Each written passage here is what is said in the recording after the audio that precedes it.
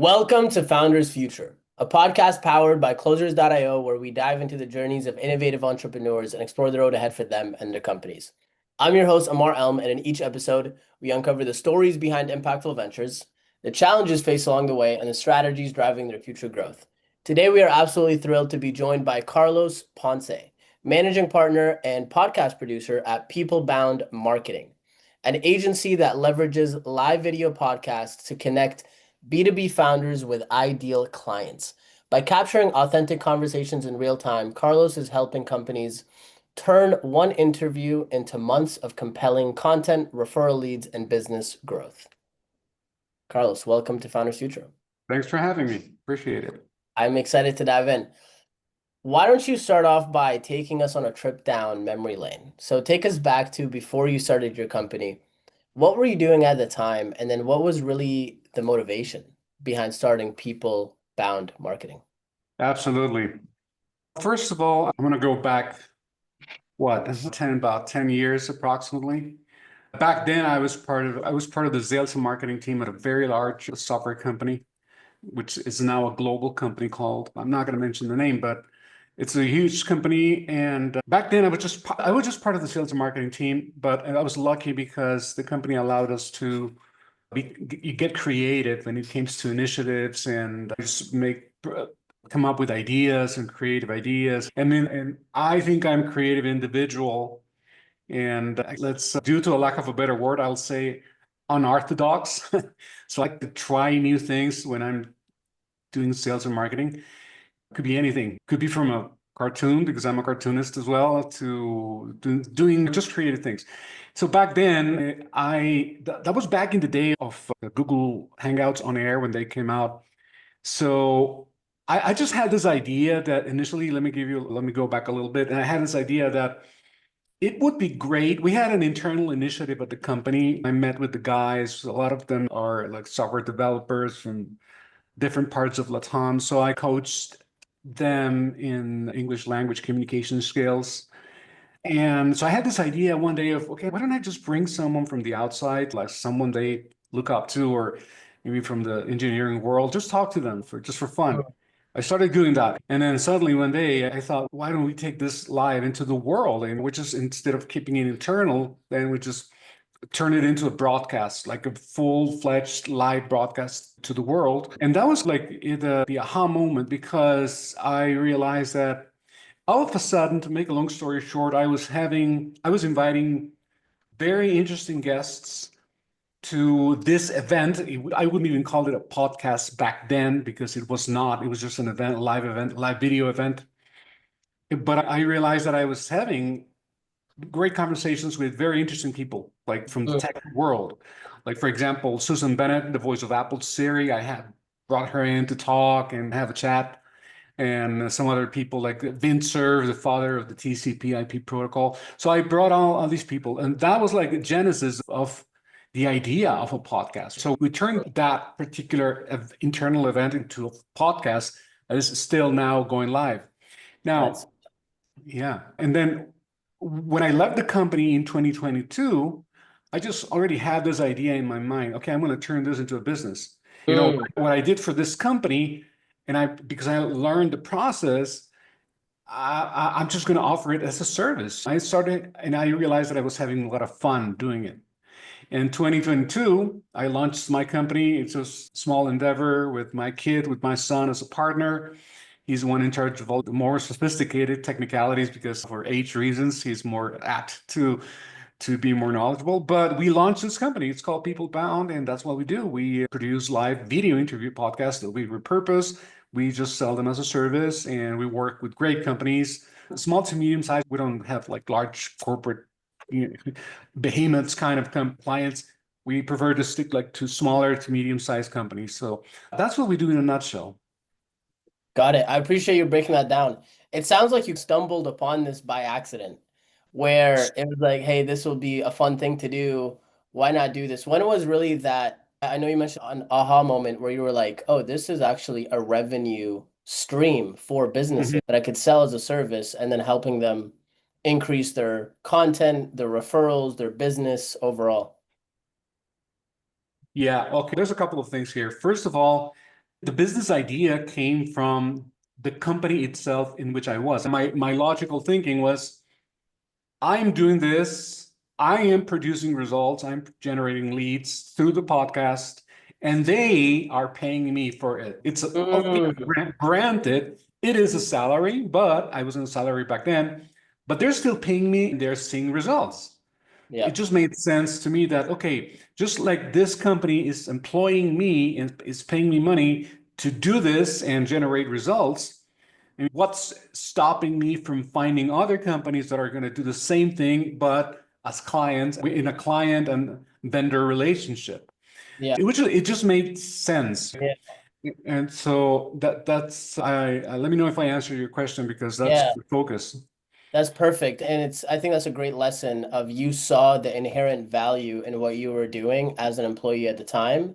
And Yeah, it's a reason why they're willing to pay you because obviously they're getting some sort of positive ROI. And if they are, right, you can do the same thing with other clients.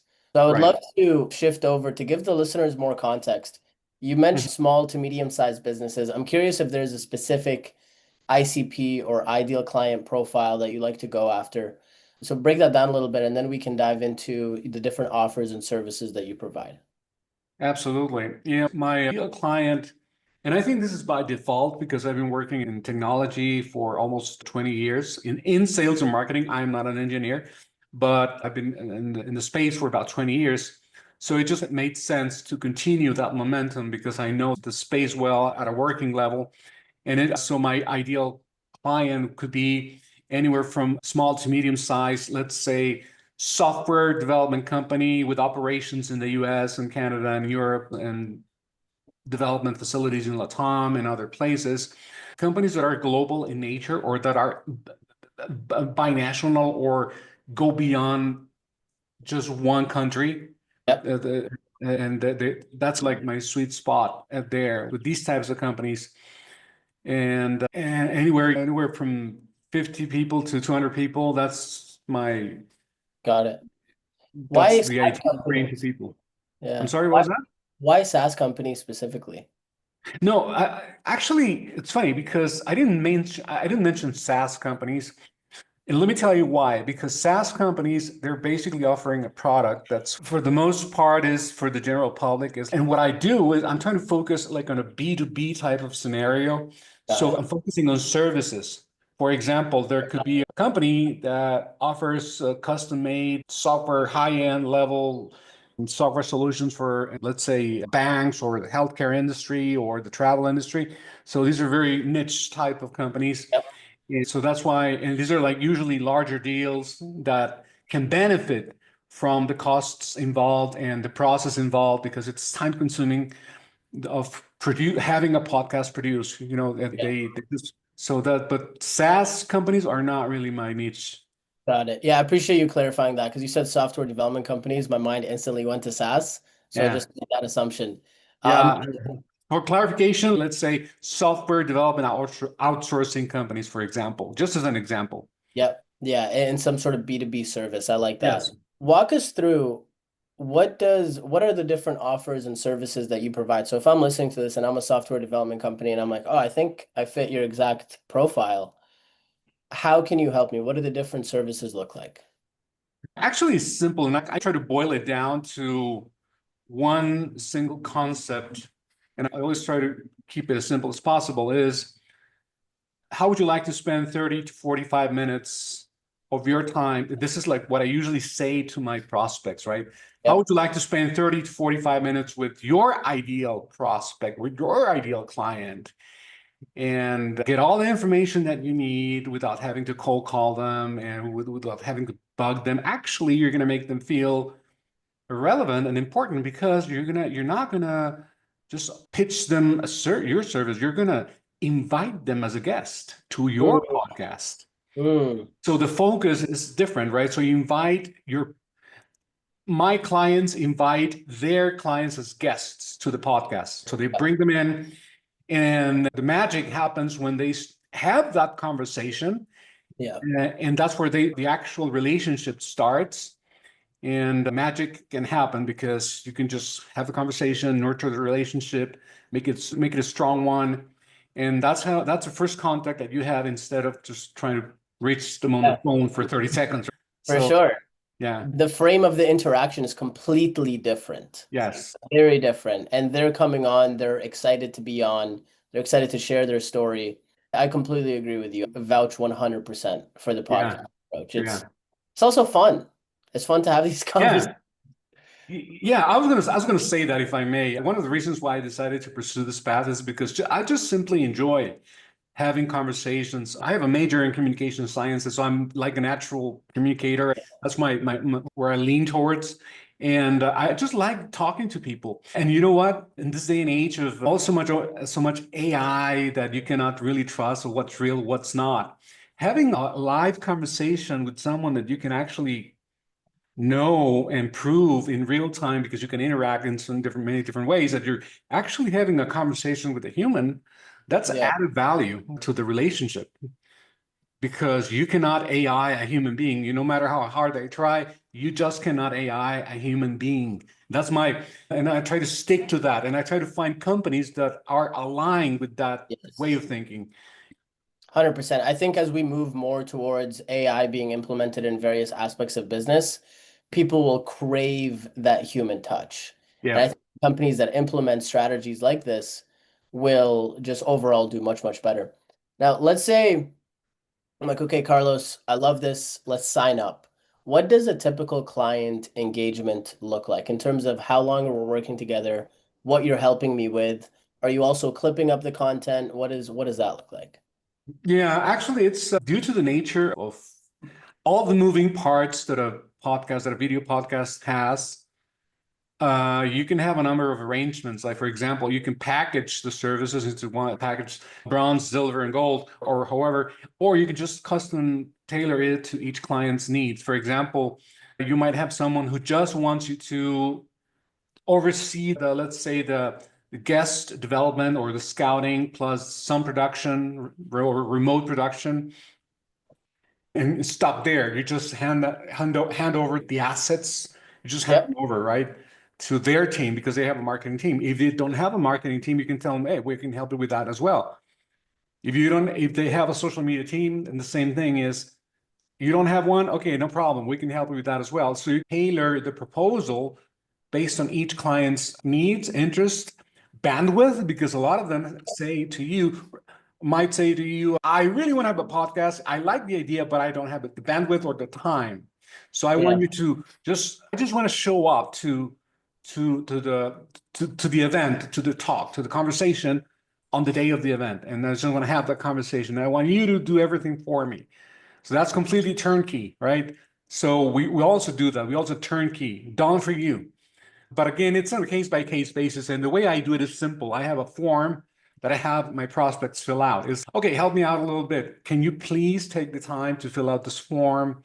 And I'm going to use that information to custom tailor a proposal for you. And we can go from there, right? So there's many ways that you can play it. You can always package it, right? But I think it's very rigid. If you package it like in three packages, A, B, and C, and you don't look for options for Yeah. a client that might need them, then I think it's a mistake because you're losing opportunities there. But that's the way I work. I custom tailor proposals for my clients. Fair enough. That makes perfect sense. And I appreciate you breaking down. You have them fill out a form, and then based off of their needs, you'll tailor that solution. Yeah. Let's shift a little bit to the back end of the business. When it comes to lead generation and acquiring more customers, what does that process look like for you? Is it just a podcast approach? Or are there any other channels that you're leveraging as well? Yeah, that has been a very interesting journey because in my case, it's been very organic. What do I mean by this?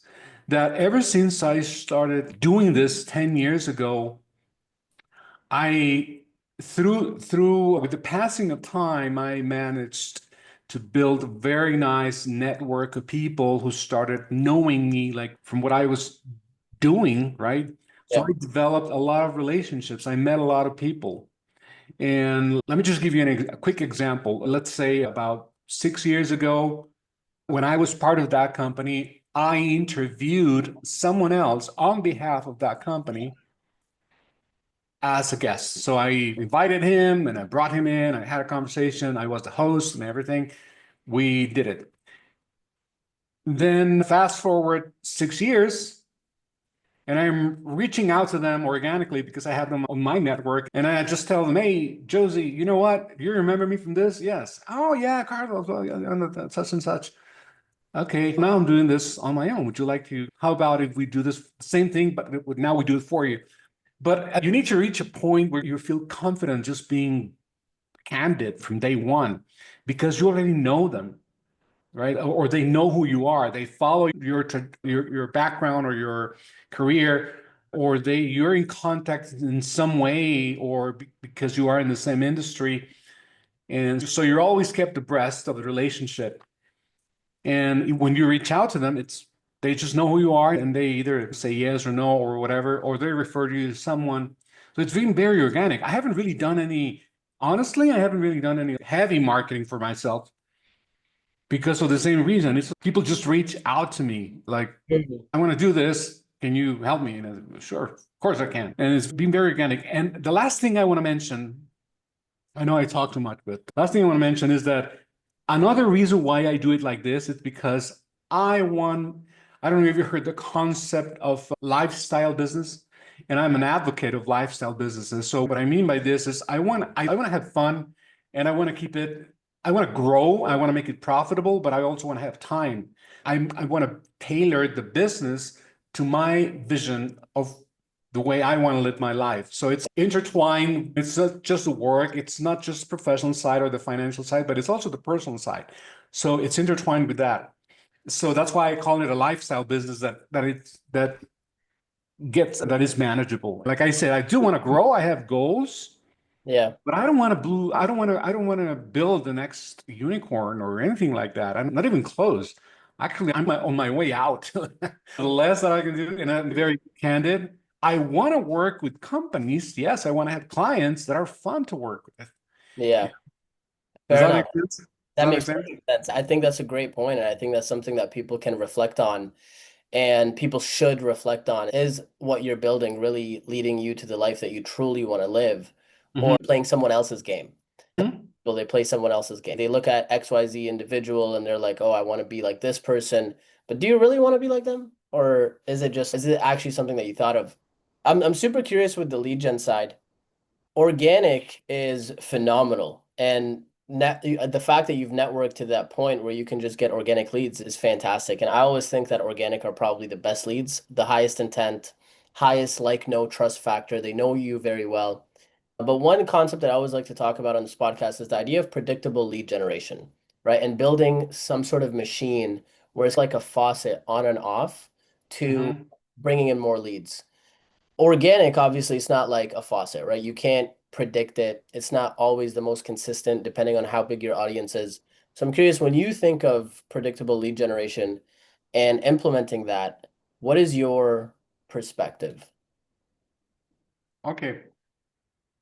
I would probably dare to say that if I had to, let's say, implement a strategy for lead generation, I would try to use, first of all, I would try to use LinkedIn automation. Mm, Okay. Because I can, even though that it's automation and it's automated, you can still have some degree of control on how to target your efforts, your strategy. Especially if you have a premium version of LinkedIn and you have Sales Navigator, you have more intel, then you can take advantage of LinkedIn automation nicely. And that's, if I had to yeah, choose one, I would do it like that. yeah, I am really not an advocate, or I wouldn't even be interested in doing mass mailings of just cold mailing, emailing a bunch of people. Because I've tried it. It doesn't work for me. fair. What And about what about paid ads? that's another possibility. But again, you need a strategy to do that. And right now I am entertaining the thought of doing LinkedIn ads, for example, even Mm, Google ads, right? But that's it. I don't want to do Facebook. I don't want to do Instagram. I why just not? I don't know. I just a matter of preference, personal preference. I don't enjoy the experience of dealing with those platforms. Fair. I know it might sound weird, but again, it could be a generational thing. It just I don't relate to those platforms as much as I do to Google Ads or LinkedIn. Even YouTube. Even YouTube could be a good source, but I would leave it at that. Yeah. Yeah, fair enough. It makes sense if it's if it's a preference thing. Hmm. When you think of your vision and your goals, what you're looking to accomplish with your company, what does the future look like for you? The future to me looks, and actually I have a clear picture. I want to have in about 2 years at the most, I'm working towards building a small firm that is manageable, not more than 20 people. And again, it must, a non-negotiable is it must be a fun endeavor. And number two, it must be something that I'm proud of in terms of what I'm contributing. For example, that's why I want to work with companies that are aligned with my way of thinking is what are you doing towards making this a better place, or what kind of service or product are you offering to the world that I could add some value or at least provide some minimal relief to all the pain that's going on in the world. Just might sound idealistic, I know that, but but I know companies like these that are working in that direction.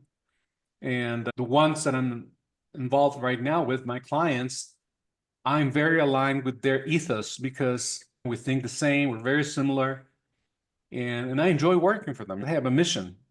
Yeah, So that's my goal. I want to have a manageable company in 2 years and just run it. And after that, maybe run it for another five and then just pass it on to there my you go. son or sell it or whatever.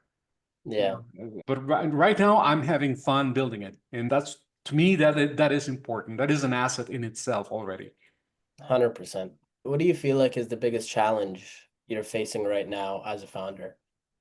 I guess I could mention a couple, but I guess if I had to choose one, like the biggest challenge would be the noise. There's a lot of noise out there in social media and all the platforms, even in the ones the one that I mentioned, LinkedIn, YouTube, and all that. There's a lot of noise, so you need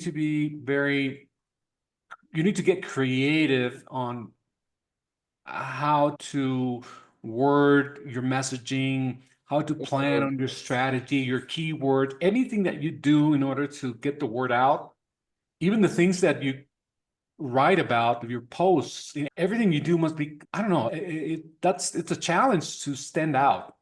Yeah, I think standing out amongst the humongous crowd out there and the noise, I think that's the greatest challenge because there are other companies that are producing podcasts like me, and some of them are great. Some of them are even like big companies, but I don't aim at competing. I just want to find my crowd. I think I want to find my tribe, my crowd, and just serve them to the best of my capabilities. And that's my challenge: finding my crowd, the people that I resonate with, that want to work with me, and with whom I want to work. hmm I love that. Thank you for breaking that down because Sure. I think that's a challenge that a lot of people face today, especially in the world that we live in, where the barrier to entry for these types of businesses has gotten lower and lower, especially with AI. But one last question for you. If you could go back in time and give yourself a piece of advice that you wish you knew when you were first starting off, you know it now, but you didn't know it then, what would that be? That's easy. Okay, I guess it just came to my mind because actually I lived it. The greatest piece of advice, it's tempting to say, share like motivational stuff. Yeah, hold your dreams and be disciplined or whatever piece of advice I can give out. But I guess that what I'm going to say right now is based on a failure. It's a lesson Mm, learned. And that's the piece of advice I would give myself if I go back in time. It's never, ever put all your eggs in one basket. Okay. What do I mean by this? When I started out, I made a huge mistake. And I started my entrepreneurial path later in life, after 50. Before that, I was like more of a freelancer, and then I just worked differently. But when I was more, over 50, when I started the company, even though that I had an idea how to run a company, I was really inexperienced. But because of the relationships that I had the opportunity to land very nice deals, right? Mm, But oh, what was my mistake? I put all the eggs in one basket. I relied too much on what I call whale clients. So you get a couple of whale clients that are going to keep you fat and happy, right? And yeah, then all of a sudden you start living the good life and blah blah blah. And then you just relax, so to speak, right? yep, And then because of that, and because I was over 50, I thought I was like, hey, I think I'm good here, et cetera, et cetera. So that wasn't my mistake. I put all those eggs in one basket because I lost a client. When I lost the clients, I was in trouble yeah, because I hadn't really planned on what to do if I lost those clients. I had to go back to square one, restart all over again, even struggle financially because I had lost a very nice revenue stream. So that's the advice that I would give to myself. Don't rely on clients alone, on one or yeah, two clients. Diversify your pipeline, your roster of clients, and your offer. So that's the best. I think that's the best advice that I could give myself. yeah. I love that so much, and that's exactly why I love to talk about predictable lead generation because I think that is something that most people need. Now, with that being said, Carlos, this has been very enjoyable. What is the best way for people to reach out to you? Oh, it's simple. My website, peoplebound.co. There's not an M at the end, it's just CO. All right. You- so it's peoplebound.co, and you can find everything in there, socials, or you can email me at C as in Carlos Ponce at peoplebound.co. And that's the best way to reach me. Yeah. Awesome. Thank you so much for your time today. My pleasure. It was a pleasure. So that wraps up another inspiring episode of Founders Future. To our listeners, if you enjoyed, please don't forget to subscribe wherever you listen to your favorite podcasts.